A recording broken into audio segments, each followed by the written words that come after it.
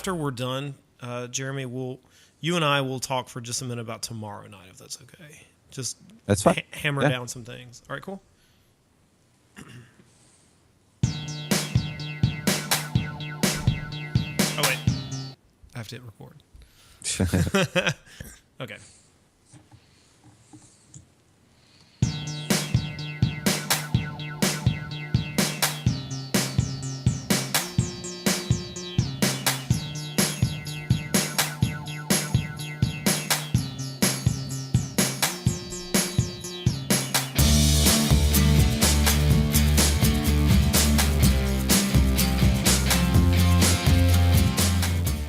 Hey there, podcast listeners, and a welcome to the Principled Uncertainty podcast. I am your host, Tyler, and joining me for a very special episode of the Principled Uncertainty podcast is an old staple, Jeremy. What's up, buddy? At Lopez Radio on Twitter. And Lord Fagan, welcome. What's everybody doing here, man? I know, right? So thank you for joining. This is going to be sort of a cross promo sort of thing we're going to be doing between Lopez Radio and Principled Uncertainty, and maybe even the Horrible Podcast. So it's an exciting time in podcasting for all of us. So thank you guys for dropping by. Yeah, no problem, man. I think it's going to be a lot of fun. I always love doing cross promotional stuff with you. I think it's a good time. It's good to do between all podcasts. It's going to be legit. Yeah, thanks for having me over. I appreciate you. It's always a pleasure to have you on. I can't wait to see what you think about tonight's topics. We're going to be talking about sort of the year in broken things. 2014 seems to be just sort of like a year of things that couldn't quite come together between media and video games, movies, everything else. So we're going to be talking a lot about how just digital things, like we always thought this would be the grand future, but we're realizing maybe this year that it wasn't quite what we thought it would be. So let's step right into the first topic, which I kind of talked about in a solo episode from earlier this week. The PlayStation Network, Xbox Live, they both completely went down on Christmas morning. So it's like the inverse of what happened when we were kids. And when I got my Sega Genesis, my mom got the system and it didn't come with an RF switch. And so my mom said, I have to buy more shit for this thing. And so this was like the inverse of that. Kids woke up with a PlayStation 4 under the Christmas tree and were not able to log in. And it was because a group of quote unquote hackers, there's a debate about that, brought down both networks all day long. And first of all, I want to get both of your takes on it. Everyone sort of has my perspective, but Fagan, what do you think about what happened on Christmas Day and the debacle that ensued for 2 to 3 days following?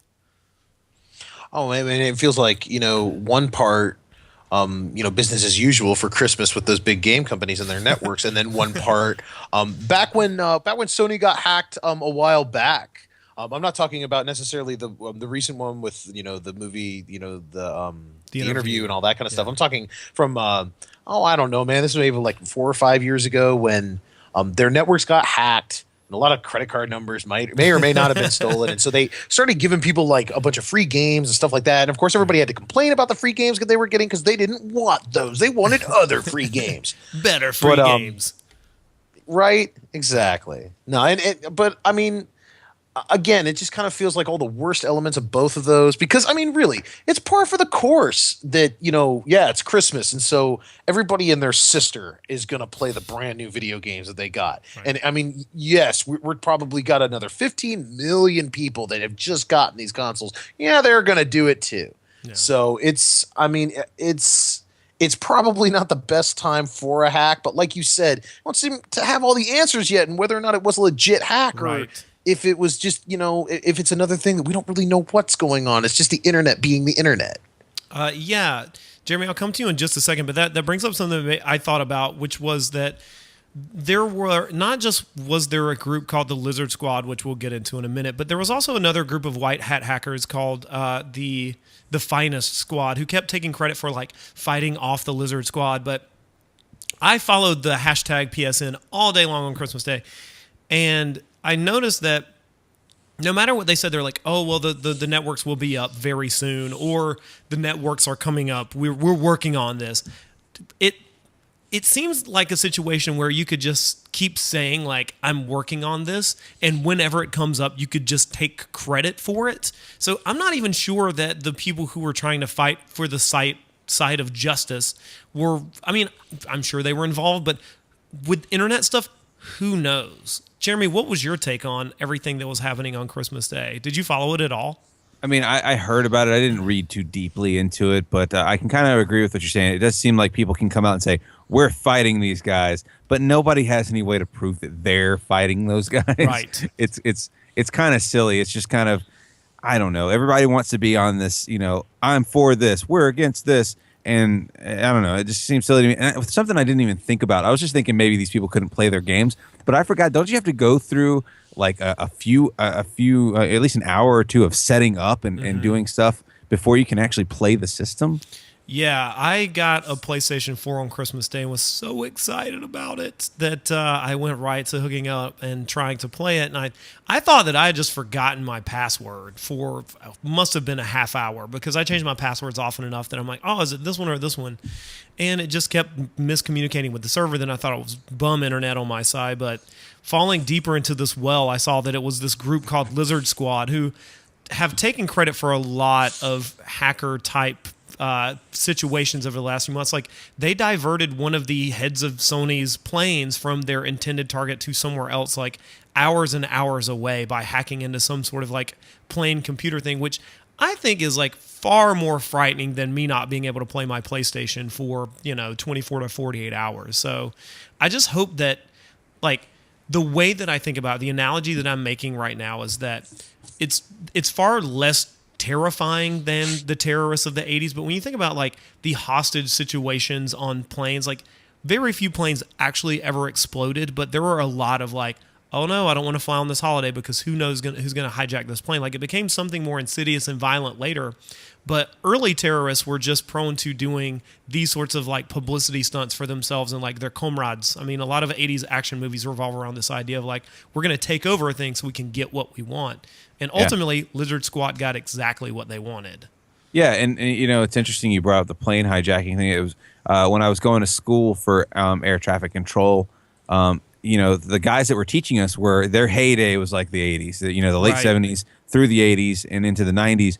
And it was one of those things where it was so commonplace for planes to get hijacked that, and they were almost always were going to Cuba. Almost every time they were going to Cuba. Weird. As soon as a plane said they were hijacked, they would give them the coordinates, and the instruction to start turning the plane toward Cuba almost every time. Oh, wow. That's super. Do you remember anything else about like terrorist procedures for that time period, or? No, I mean, there's ways for the plane to signal to air traffic control and to the FAA that they've been hijacked without actually saying it over the radio. Yeah, I won't ask for that sort of stuff. You don't want to reveal those kinds of secrets on air, I'm sure. I want to know what those secrets are on the air. It's I mean, it's not anything that's complicated that you can't look up on the internet, honestly. Yeah. But it's they've got some things built in. I find it very interesting that they were able to hack into a plane's computer and change the trajectory. I'd be interested to see how they did that, because man, that that whole system is locked down pretty tight. Yeah. Unless it's one of those things where this happened and they're just kind of claiming that they did it. Right. This is us. We did that. I don't know. Like, I kind of want to get your take on hackers in general. Like, what's weird is that people on, say, Reddit took the position on this that these are not real hackers. Like a DDoS attack, like a denial of service attack, is just like people can buy something to send a lot of fake traffic to a website to shut it down. But they managed to keep these $2 billion companies from being able to provide their customers with service for 2 to 3 days, which I think is a pretty major hacking event, if nothing else. If they're not hackers, then they're at least hackers by proxy. Well, so, Jeremy, or Fagan, let's go to you. What's your take on hacking? Do you see it as sort of like a glorious undermining of the status quo, or do you hate these people the way that, say, I do? Well, you know what? That seems to be the two choices I'm given usually. Exactly. It's binary, right? Hate it or love it. Well, this is similar to the whole thing with Edward Snowden. Yeah. He's either a traitor or he's a hero. And there is nothing in between or aside from these choices, really. I mean, I kind of think he's a coward. Yeah. If he really was like hard up doing the right thing, then you know what? He would have stood in court. And at this point, it doesn't hurt him to just turn himself in. It's not like he's just going to disappear into the system. I'm pretty sure we'll remember and we'll want to find out what happened to him. Right. At least enough people will. I mean, as far as just general hacking, this is another situation with this one that I have. The problem that I have with hacking generally, when it happens and it's big and it's publicized, it always seems to be against the American government or an American corporation, and it always seems to be just like, pulling back the curtain and like, oh yeah, sunshine is the best disinfectant. Everybody look how horrible this is. Yeah. Look at the evil things that they're doing, and I never see them doing that stuff about China or Russia, the horrible, when are one of these valiant hacker groups going to, completely, pull the sheets off bad stuff that's going on in the Middle East? It always seems to be that America is the target. And I know that an argument can be made, a logical argument that, America's the superpower and America, plays off that we're exceptional and that we like to, tell ourselves that we're doing all the right things for all the right reasons, protecting our interests and that of our allies. But, maybe we're being hypocrites. I don't know. I don't get it how we live in this vacuum where it's only us and only the United States that are doing it. Nobody else is doing it. Nobody else seems to be worthy of scrutiny. Nobody else, no other companies from other countries. No, they don't ever do anything wrong. Right. They don't do anything that's, worth exposing to the world. No, it's just American companies because they're in bed with everybody and doing business with everybody.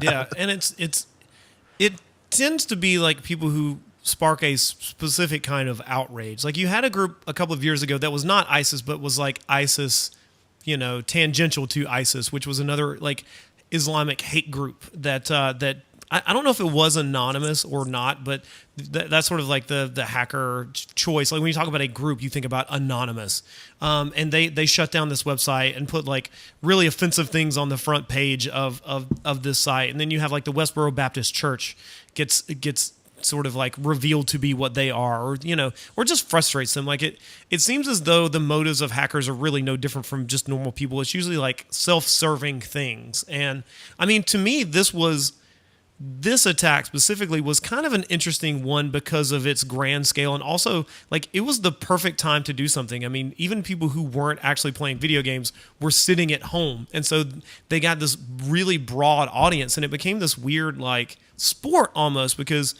if you follow tech websites, there was not an infographic, but a live satellite image of DDoS attacks happening in real time. So you could actually see like where this stuff was coming from, where it was being focused to. And some of it comes from the Netherlands.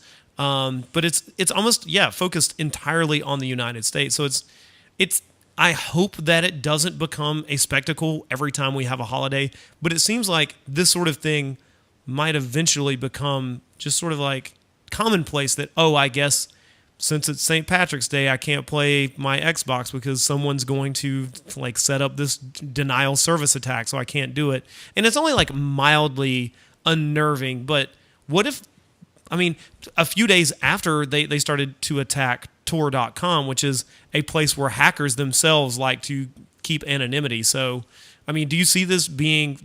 Will it continue to be these like mild nuisances? How do you see it like progressing? Jeremy, what's your take, man? Honestly, it kind of bugs me that this is, you hear about these attacks on, on retailers, attacks on, the PlayStation Network and Xbox Live, and you're just kind of like, couldn't they be attacking something better? Honestly, I looked at, I was looking at that article you sent me about the whatever they are, the Lizard Squad. The Lizard Squad. It just sounds like a weird gang from Batman.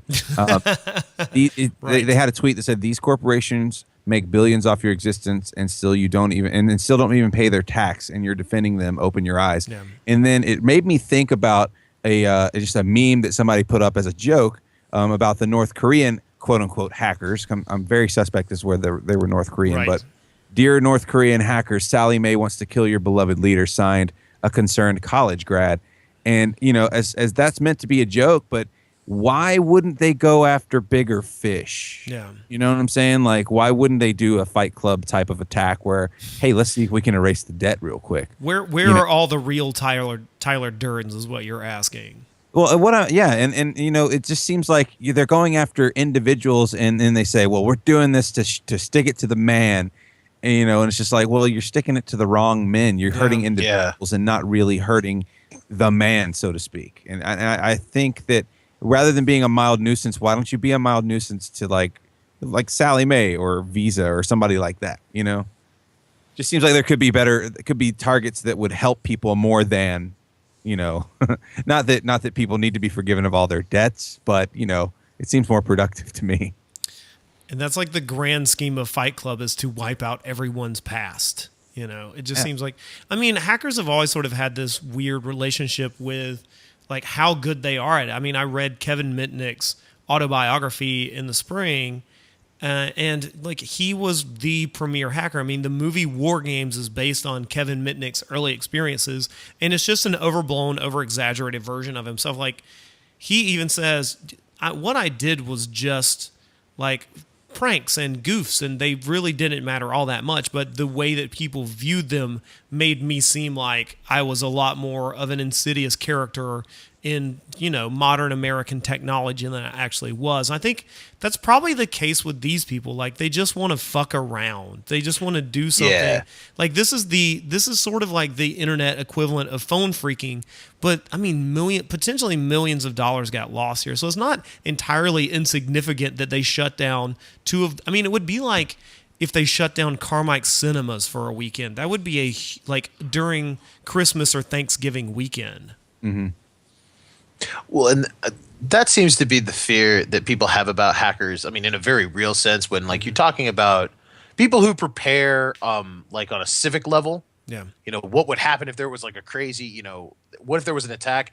Really, what they think in terms of the simulations that they run, all the statistics that they do, they're of a mind. It's not like a targeted attack you need to really worry about. It's just some fucked up 16-year-old Right. who is just dicking around who, holy shit, he shut the grid down. Yeah. You know? Oh my God, we don't know what to do about the prisons that are running out of power. Mm-hmm. You know, that's the stuff that really does frighten them, because, I mean, with that, you know, how do you get in touch with those people? Yeah. How do you work out, you know, how to, you know, make it go away? I mean, that's when you're dealing with people that they're not about starting the apocalypse. It's really just about, like you said, you know, they're just screwing around. Yeah. It's not for a grand scheme. It's just like, what can we do for the lulz? Like, to me, that's kind of a terrifying idea. Like, what can we do just for the fuck of it? And I think that's really kind of scary, because if you just, they seem to know what they were doing. And not only that, they weren't doing it because they were in like this insidious group, but because they thought it was fun and funny. I mean, if you followed the tweets over the course of Christmas Day, most of the tweets were just taunting people and like manipulating people and making fun of them and just being assholes. Like, if you look at like some of the tweets would say like, oh, just retweet this person. If it hits 2,000 retweets, then I'll stop. But it never did stop. And people are gullible enough that they're going to fall for it. So it really just sort of like reveals the consumer public for what it is. It doesn't really do anything to the company, because lots of people defended Sony and Microsoft and said that there's really nothing you can do with this sort of attack except endure it and then rebuild your servers. So I don't know, like it's just a really weird situation that I hope doesn't become parlayed into this like commonplace event, you know, like the way that, you know, post 9/11, the idea of taking your belt and shoes off and standing in a really long security line and having people send you through a body scanner, like that became commonplace. Even though people hate it, it just seems like I don't want this to become the thing from now on. I think like that's long-term, longevity's sake, that's the thing that I would be most afraid of. Sure. Kind of like, you know, mass shootings or, you know, you don't really blink your eye at them anymore. And that's really disturbing. Yeah. You just kind of shrug like, I mean, it's just sort of like a weird sensory overload. Like if you come to expect just like, I won't be able to function in this thing that usually and should function because a company is actually running it. It's not scary, but it is like horribly inconvenient in a way that we shouldn't have to like endure, you know? I mean, it should work. Like this is just, we've gotten to the point where things just should work when they should work. So, and It- the way that this ended too, ostensibly, like who knows what the actual truth is, but the narrative that sort of got reported en masse was that Kim.com, the leader and owner of Mega Privacy, which is, one of is a not unlike Pirate Bay organization where people can just can freely upload and download whatever they like. He offered them 3,000 unlimited keys, basically to the website, which they tallied was worth $300,000 if this actually happened. And he posted a screen cap of like going through the process of giving those away in order for the servers to be put up. And we don't normally like negotiate with terrorists, but Fagan, what's your thought on the idea of like Kim.com just handing out these vouchers to get them to stop? Like, does that like create any sort of like emotional response in you, or is it just like whatever? Like, is there an analogy to this of something greater and larger? Oh yeah, no. This comes back to, I mean, say what you want about Obama, he made the right call when he said straight up, no, Sony made a mistake pulling the interview. Yeah. Once you start this cycle of capitulation, where do you stop? Yeah.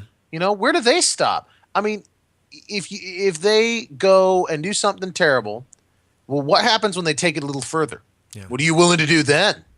And yeah, it is something that is indicative of panic. It's understandable. It's understandable people react in this way, but a lot of this is about a change in culture.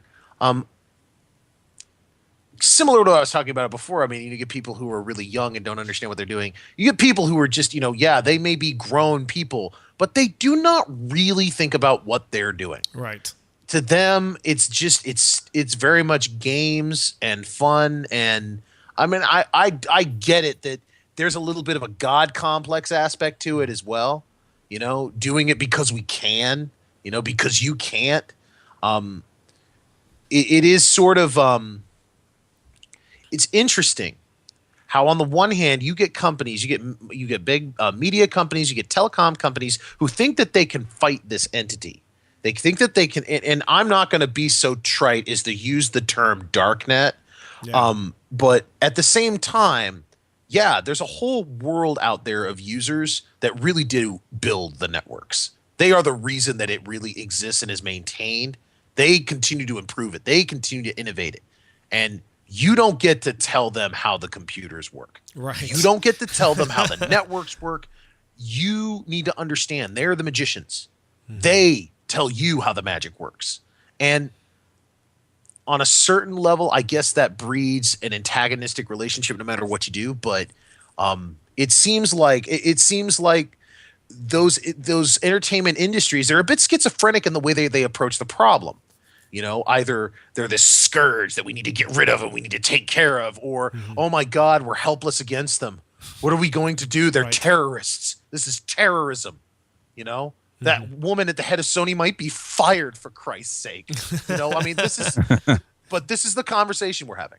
Yeah. Again, it's really weird the way that they seem to respond in any number of different ways, depending on the situation. They seem confused. They don't have a handle on it for sure. Yeah, and I mean, people are just willing to throw themselves at, say, the Lizard Squad to beg and plead for them to just give me what I want. It's like, in a way, this was almost a brilliant act of like, not consumer terrorism, but almost like avant-garde, like public demonstration, because people were just throwing themselves at Lizard Squad and saying, please, I'll do anything. Some of the tweets that I saw were almost sickening. Like, my brother has cancer and the only way I can contact him is through PlayStation Network, so please put it back up. These sort of just like broad begging them to just I want what I want. I want PlayStation Network. I'll say whatever it takes. And I think like as awful as it was for them to do this to kids and whatever on Christmas Day, like it does sort of reveal this desperate aspect of not just American culture. I mean, there were people speaking all sorts of languages on Twitter about, this whole thing. And these are ultimately the people who are going to be hired to save these companies. Like, I mean, Kevin Mitnick, going back to him, I mean, Mr. War Games himself, he got a life sentence to prison because he could not help himself. He was addicted to hacking and phone freaking.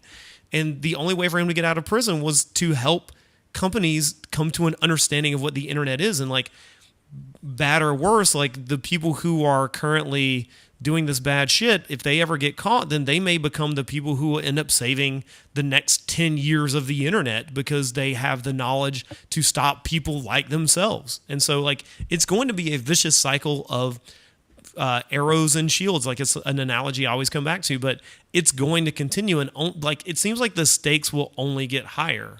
Well, and it's something that's never changed. I mean, look, go back to the movie Catch Me If You Can. It's based off of Frank Abagnale. Yeah. I mean, it was a different form of fucking with people and getting money and stuff like that. But it was, he was, copying checks and forging checks in a very, very, convincing way. And to the point where he was in jail and he only got let out because he helped the FBI nail other people who were doing the same thing. And the internet is just so nebulous that, one of the stipulations was that Kidden.com made was that if this ever happens again, your free ticket to my website will be revoked. And they said, okay, sure. But who's to say that it wouldn't happen again? Like, you can't really prove, unless they just could not help themselves but to taunt the internet. The quote unquote lizard squad, whatever that is composed of, if they did something else and just completely did not take credit for it, I mean, this could happen again. I mean, I don't know that.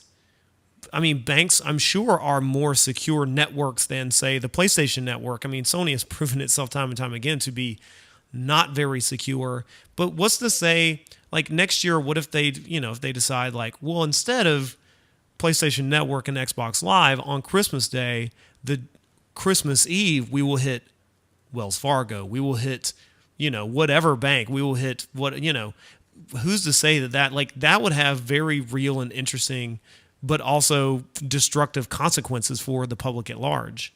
Oh yeah. I mean, I think you're going to see that happen eventually. And, he says, I think he handed out those passes with that stipulation, knowing that it's going to happen again, and he can just take all those passes back. But, it is a difference when you're talking about a bank versus like the PlayStation Network, even though Sony by this point should be, well prepared, well secured. Because I mean, in ways like a bank, they are dealing with a lot of people's money. They are dealing with a lot of people's, credit card numbers.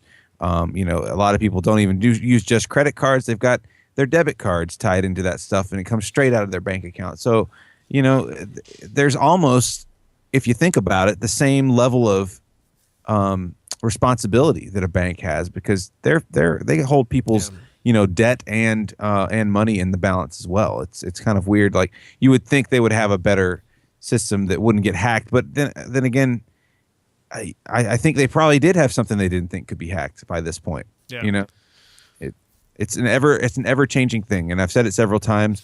Internet security is, at least right now, is just as important of a field as nursing and the medical field, because it's always going to have a job. There's always going to be a job in it, because people are always going to be attacking shit and figuring out ways around the current security.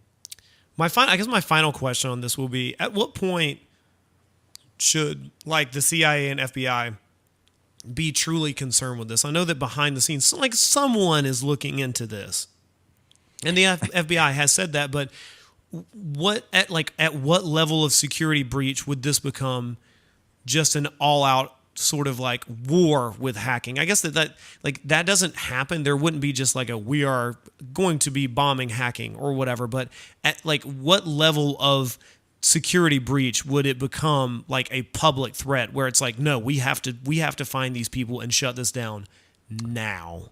I think you're looking at a couple things. Honestly, I know a lot of money was lost during this whole thing, but were any individuals, information, was that compromised? Have they said? I mean, has anybody had their credit card stolen, or is it just the fact that they pulled down the network?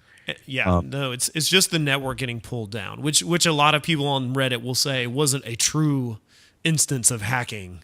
Right. So, and I think that's where that line is, because if it's just the company that's being affected, especially when you're heavily internet based, I'm willing to bet you're pretty careful about how much you let the government in to fuck with your stuff, because Yeah. you let them in and let them see just how vulnerable you might be.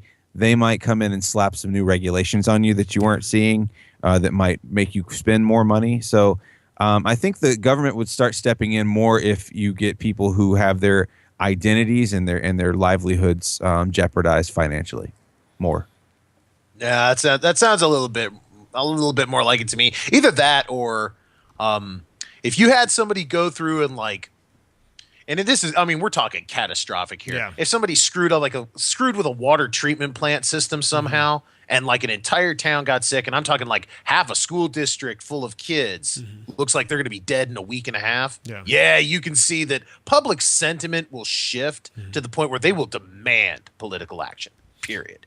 Yeah. It just seems like there is a general sort of like anti-hacking sentiment that, even this idea of like a white hat hacking group. I mean, even Anonymous like lives in this really nebulous place of, well, they do hack things, but they tend to take a very like progressive stance that, I tend to agree with some of what they do. So I tend to think like, yay, good. Like Anonymous eventually stepped in on this and like purportedly helped to get the networks back up. But the overwhelming sentiment was like, Sony and Microsoft have no idea what they're doing with the internet.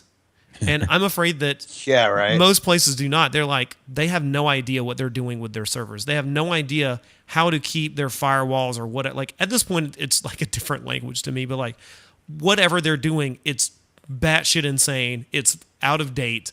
And this is going to happen again or something worse. So I just wonder like how much of the internet is prepared.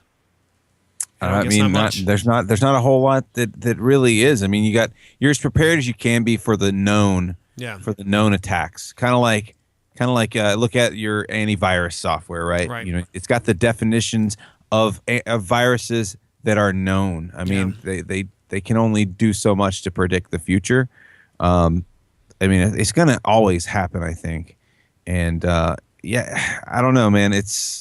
I think it's always going to be something that's there. And to go to your point of Anonymous, yeah, there's a lot of times where I'm just like, that's awesome. You hack the KKK's Twitter page. That's hilarious. And then there's sometimes where I'm just like, why are you being such fucking babies about some of these situations? Yeah. It's like they can't pick a lane, whether they're going to stay serious or if they're just going to attack someone who tweeted something stupid on Twitter. It's just kind of stupid. And I wonder how much of that is what we were talking about right at the top. Like, are they just saying they're going to go after this person? Are they just saying they're doing this, or are they actually doing it? It's also like in the language that they use, like when they talk about like being vibrantly anti-capitalist or whatever, like the sort of buzzwords they use to denote what their operations are. Sometimes it makes me want to roll my eyes, but it's like I see where you're coming from, but and like it just seems like their PR is not as great as it should be. Like I want to root for you, but some of the time, like some of the language you use really turns me off because it's so far extreme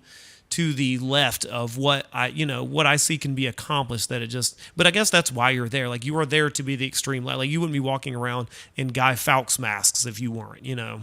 Yeah, it's almost like carrying on a conversation with a person who is trying to. Just desperately tell you about the benefits of being a vegan. And until militant veganism, the oxymoron. So like, it just seems weird that like, if this is going to be a thing, that there would be more concerted effort to keep it up and to continue to ramp it up to make American society pay attention. But it's just these like intermittent things that happen that just annoy the shit out of us. Like Lizard Squad isn't like they did this under the guise of like anti-consumer culture, but really it was just something to do because video games aren't enough anymore or something. I don't know. That all being said, we can transition to something a little less like contentious and angry, but in keeping with the theme of broken ass things, this year has been a year of broken ass games. And like last year, some games didn't work, like some major titles didn't work, but it seemed like this year, every major AAA developed release just did not work at all. I mean, we're talking about games like Assassin's Creed Unity. Almost unplayable on the day of release. Drive Club for the PS4 driving simulation game, almost entirely unplayable. Even today, like they've patched it and they've tried to fix it. And this game has been pushed back for 7 or 8 months, even before they release it. Still doesn't work. Halo, the Master Chief Collection, maybe the online servers work now, but just did not. And Call of Duty Advanced Warfare has had major problems. I mean, it seems like every major release had some kind of fucked up thing happen to it on the day of launch. So this is going to be just a sort of minor topic, but I'm interested to see what your take is on like why it's okay to release something that isn't like, what if you got a blender that, didn't work on day one that you had to patch? Like, it's the very nature of digital things. And I was wondering, like, I guess, first of all, what your take is on broken ass games.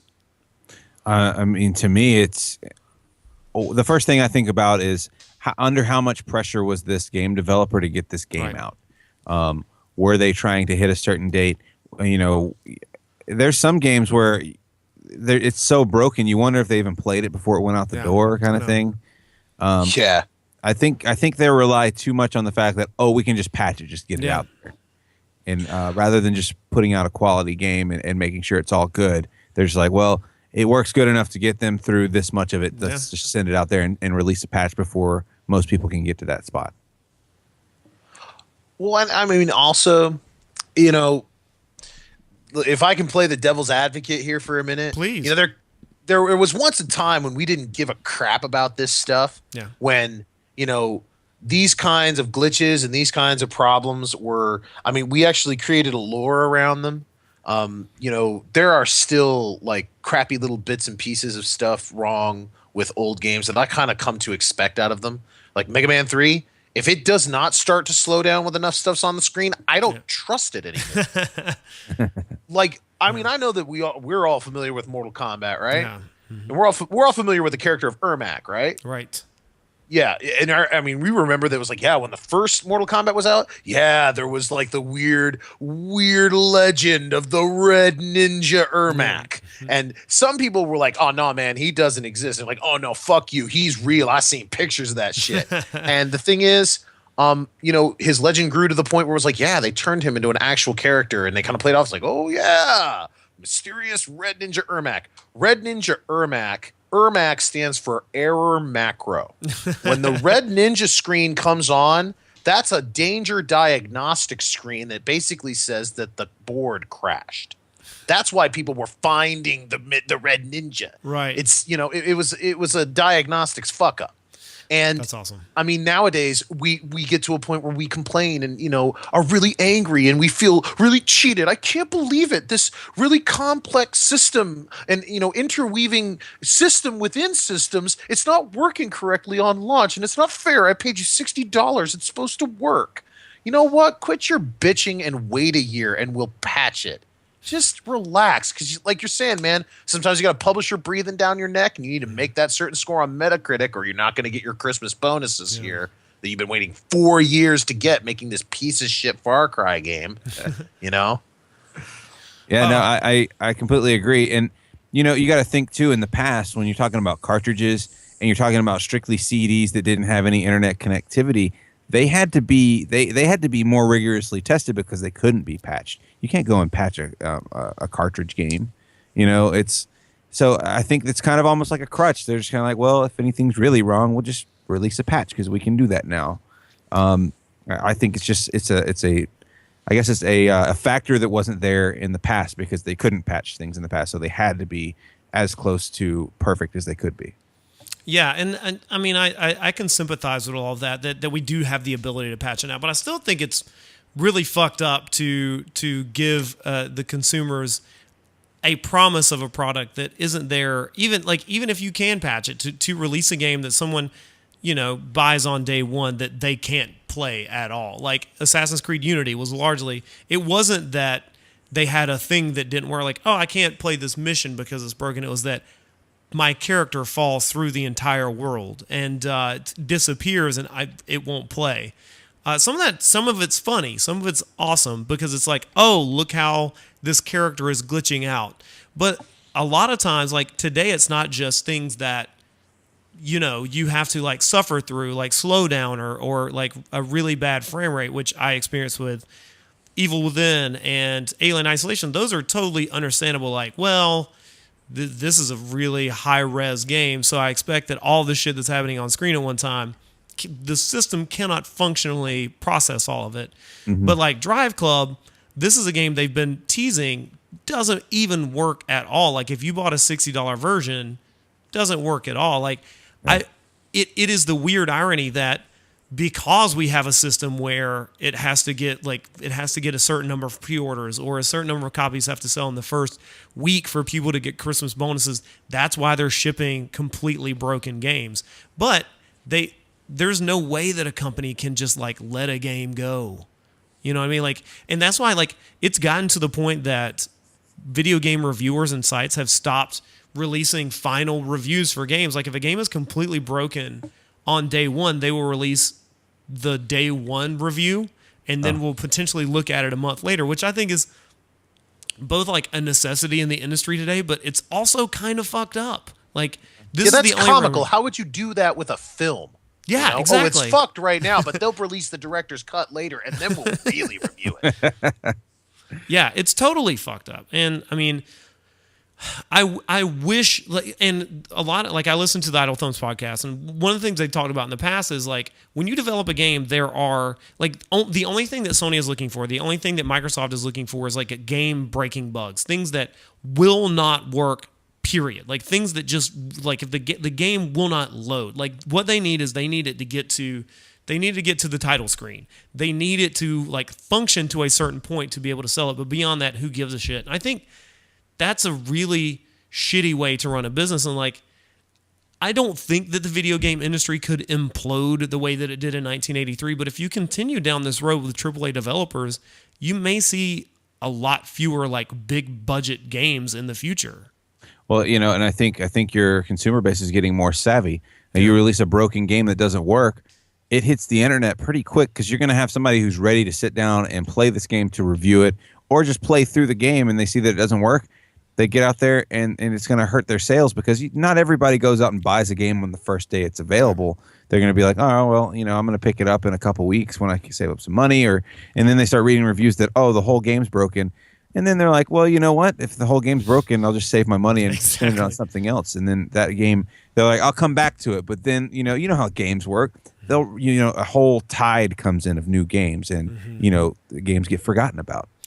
And one of my favorite things that's coming out of the industry right now is that publishers are trying to perform all of these feats to subvert attention away from the games. Like when Assassin's Creed Unity, which was virtually unplayable on day one, when they gave their review copies to places like Giant Bomb and whoever else, IGN and like all the major reviewers, they tried to set reviews so that they didn't get released until noon on the day of release, which that doesn't usually happen. Like reviews usually can go up the night before, so people can get an idea of like, can I buy this game? But what's happening is that you're getting leaks. Like the beauty of today's internet is that like you can get people who don't give a shit about having a pre-release copy will say this game is garbage the moment that is released. Or you will have, like with Giant Bomb, one of my favorite aspects of that podcast is that they will get anonymous emails from developers and from like game makers within the industry, like who send emails who say, this game is broken and here is why. And I think that's a really interesting way of approaching the industry. That, like, I love that. Well, the weird thing is, one of the best games that I played this year was not a game from this year. It was Star Wars Knights of the Old Republic, Part 2, The Sith Lords. It was an Obsidian game that they released too quick. Yeah. And they admittedly said, it's like, we did not. We released a broken game and we pushed it out because it had to be out by Q4. We had to get out by Christmas. Yeah. And I played the modded out PC version that had everything fixed. And it was the game that as it was supposed to be played. It was tremendously better. I mean, aside from the fact that it looked a lot better because there was like PC mods and stuff on there. Right. The story worked. The story wasn't a mess. And all the lost little bits of gameplay stuff they wanted to put in there was actually in there. Same thing with New Vegas. Yeah. I mean, some games, Like RPGs especially, I've gotten to a point where I've just accepted it's like, I mean, unless it's something you're really, really interested in and you're really wanting to make sure that you get it on a crack at it first, ask yourself if it isn't worth it to just wait a year until the patches come out. Yeah. Because then you can actually play it, you know? I'm with you. Like at a certain point, I'm with you. Like when I do love the new Far Cry. Like the last two I've really liked, but they're broken games. Like there's a lot of broken shit in those games. So like at a certain point, I just kind of have to accept that some of it's not going to work. And yeah, it's kind of like it is messed up. Like I do think it's messed up to spend money. I generally don't though. Like I generally do wait until something is working until I play it. But I don't think that that's like a sustainable business model. Like digital, this is the only arena where this is okay. Like you said with movies, it would be unfeasible for a movie to be released and like the sound cut out halfway through and people go like, I guess I'll just come back in 6 months and see what this movie's doing. But are you sure about that? Because the market is being really weird right now and just accepting. I mean, you got Steam, you got got Project Greenlight, you got that that early pass where people can buy games that like legit aren't finished. Yeah. And that's okay. Maybe it's just a matter that people feel cheated. Like you're saying, they go out and they buy a product that they think is the finished product, but it's not. Whereas if they're being told up front, well, hey, look, it's a beta. It's, this is not the finished product. We will be updating stuff as it goes along. Quite frankly, I think it's a little bit cooler because you play a game that evolves. Yeah. You play a game that has features added on. Like Broforce. Broforce was a blast this year just because they kept adding on weird new shit to it. I agree with you like 100% on that. It really is just in messaging. I mean, for me, it's the same thing. Like when you release a game in early access and say, this isn't finished, play it, but no, it's buggy. I mean, Ubisoft isn't going to do that. They're going to say like, no, this is the game. Like they don't, like they're never going to take Assassin's Creed and say, now if this breaks, watch it. Like, don't expect this to be perfect. Like they are going to the extent of like holding reviews and like, I think that's kind of terrible, but it's the same mentality these companies have that like Sony did on Christmas Day when like the marketing firm in charge of Sony was saying like, no, this isn't hacking that's going on. This is scheduled maintenance. Like we're taking down the PlayStation Network on Christmas Day so that people can't play their systems. It's just I think they were trying to. They were hoping that people were just going to think that it was just business as usual on a Christmas Day, and I think that they legit may have thought that up front. Yeah, and saying that it didn't look good. But at the end of the day, I'm sure that's why they chose that day to do it. People talk about how it's like, oh, well, why would they do it on Christmas? Well, because Christmas is the one time of the year when that infrastructure is the weakest. Yeah. I mean, it just is. It's under heavy strain. I mean, really, you have literally millions of people, not just in this country, but worldwide. Millions of people celebrate Christmas. Millions of people get video games on Christmas. And a million people are going to take Christmas off, and they're going to play those fucking games. Plenty of cover to get a bunch of bad shit done. Yeah. And like how many systems are bricked on that day and how many new users you have, not just people who want to play, but people who have just gotten a PlayStation 4 or whatever. Yeah, it's a bad time. And we will never know the honest, the true truth of what actually happened on that day. We won't know that even if Kim.com had anything to do with the attacks going down, because at a certain point Sony took down their servers and said, we're just taking these down for the day. No one can access this for the rest of the day. I mean, Lizard Squad claimed that between 40 and 80% of their servers were fried at the end of the day because of the DDoS attacks. Who knows if we'll even ever get the truth of that, because business is such a investor confidence drives so many bizarre decisions in business. Yeah, you follow the money. I mean, they'll never release what exactly happened. They're never going to tell you, oh yeah. Why would they? Yeah, this many servers went down. We fucked up. Yeah, exactly. Especially after with someone like Sony who's had this issue, and many times before. Right, and it's not going to give people the confidence to be like, oh, I'm going to just punch my credit card number right in here so you can buy games and shit. No, it's just going to allow people to not have faith in that system. So they're going to be as tight-lipped as they can about it. And we're even closer to the singularity. Like in 2011, when PlayStation Network went down for 3 months, people were using it for online. Like, I'm gonna play games online, but people were not purchasing games online. And we are like, in 5 years, what will a gaming system look like? Like, people always say, like, people said on Christmas Day, "Oh, well, I'm glad I'm a PC gamer and I have Steam," but imagine what gaming looked like 5 years ago, and then imagine what it's going to look like in 5 years, and the juggernaut that it will be, and how much integrated to our lives and our credit cards. And like, what if Apple Pay got hacked or something? Like, it's just a thought, but it's just the most insidious kind of not thought. outside of the realm of possibility. I mean, the iCloud got hacked, obviously. Yeah. Well, you all remember the on live system too? Mm-hmm. Like, there was this little thing that you would plug into the computer or the TV, and it was very small, but it hooked up to your network, and you would stream games. Yeah. Yeah, you remember that? I mean, it went away. Yeah, it did. You know who bought them, right? Mm-mm. Valve. Yeah.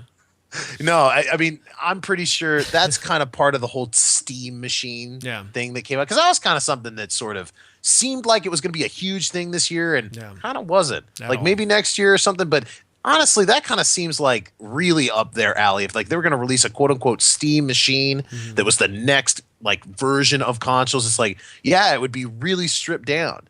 And it would be designed specifically to connect to a super 1 gigabit network. Yeah. You know, kind of like the stuff that they're prepping, because it's going to happen. I mean, 4K streaming, that's going to come down the pipeline, and people need to be ready. I mean, those telecoms need to be ready. Oh, yeah. You can't watch much more than 2 episodes of House of Cards in 4K before you hit your monthly data cap. Yeah, no, I mean, it's the same. Yeah. It's the same with those games, you know? Yeah, exactly. I mean, and I agree. Like, I can't add anything to that. I completely agree. So it's going to be interesting to see where all of this goes. Before we get out of here, let's just take a second to go around, and rather than recommendations, this is usually what we do at the end of the podcast. Let's just go through and talk about one thing that's like indispensable, has been indispensable to our lives digitally. I mean, we're talking games, movies, and books here, but even television. Jeremy, what's something that has been like indispensable to your year to keep your sanity? For this year, I mean, I don't know. I was kind of coming in thinking about games, and I wish it was a bigger game year for me. It's kind of one of my smaller years, but the Telltale Game of Thrones, although it has some graphic flaws in my opinion with the painting background look, I really like that game.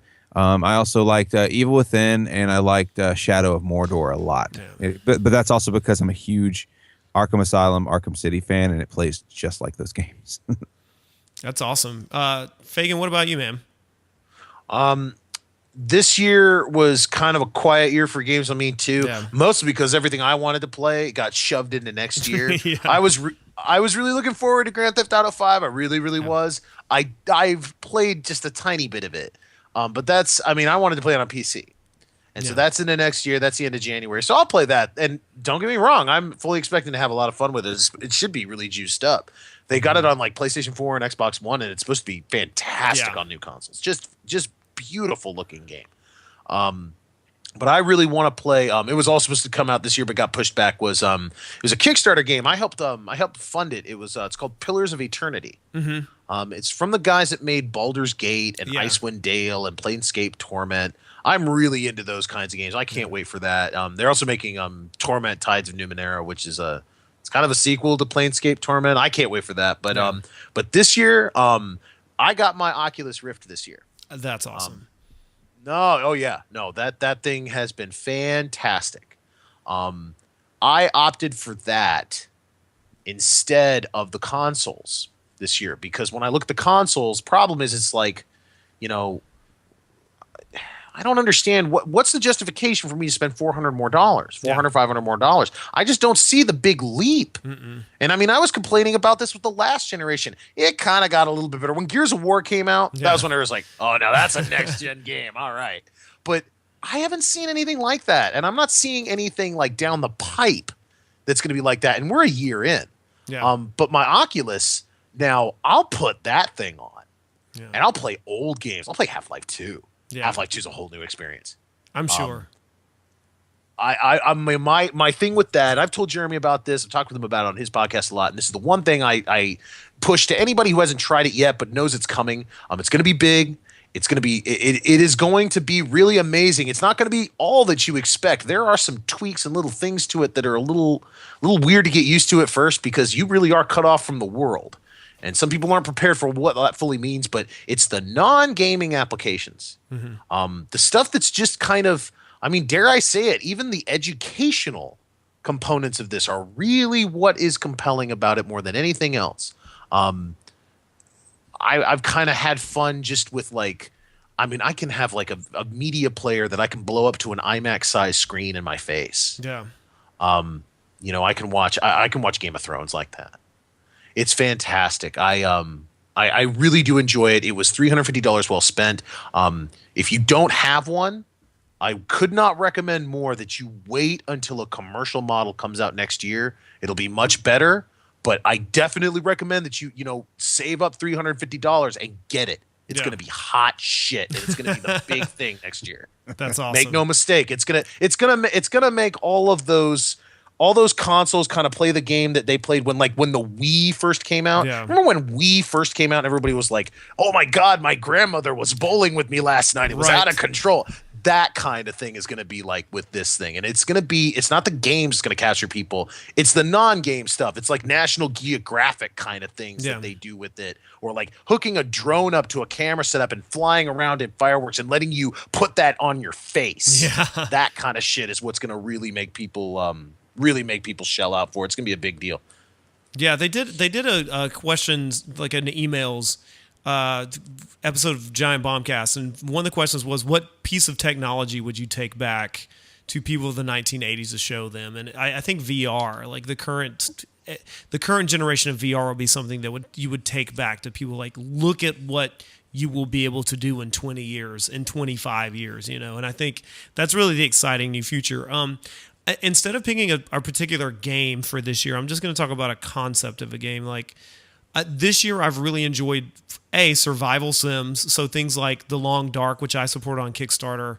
That's a really interesting survival sim, Minecraft style game. I've enjoyed that, and Don't Starve, and The Forest, and there are all kinds of games like that coming out. I really like that subgenre of game. But I think the idea of what's coming for multiplayer is going to be interesting, and just tweaks on the current system. So games like Evolve, which is going to be, I always say it's an asymmetrical multiplayer. I used to say, one time I said asynchronous, which is a totally different thing, but asymmetrical multiplayers like Evolve and Titanfall. And I played this game called Damned, which was 4-on-1 multiplayer, where it was 4 survivors in a haunted house versus one monster tracking them down. And I think that sort of shit, combined with something like with the Oculus Rift, is going to make gaming fantastic in the next 4 to 5 years. So that's my 2014 like gaming highlight, and what I hope 2015 will be. So